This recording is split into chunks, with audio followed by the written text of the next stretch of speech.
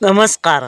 उद्या म्हणजेच 26 ऑगस्टला एक भव्यदिव्य असं ओपन्स मैदान पार पडतं आहे चोराडे फाटीवर. आणि या मैदानात नक्कीच आपल्याला मोठमोठे मारुती पाहताना दिसतील.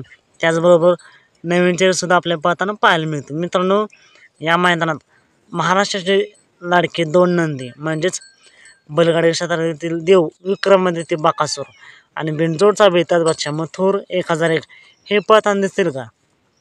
तर मित्रांनो, माझ्या माहितीनुसार मथुर आपल्याला नाही दिसणार, कारण मथुर कालच पाळालाय आणि मथुर सध्या तरी गणपती बाप्पांचं आगमन होतं आहे, त्यामुळं मथुर आरामातच असेल. बघूया.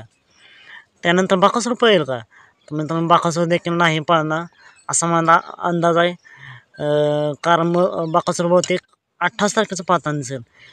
मित्रांनो, 100% फिक्स अपडेट नाही आहे. जर कोणाला फिक्स 100% अपडेट असेल तर कमेंट करा, नक्कीच आपण व्हिडिओ बनवूया.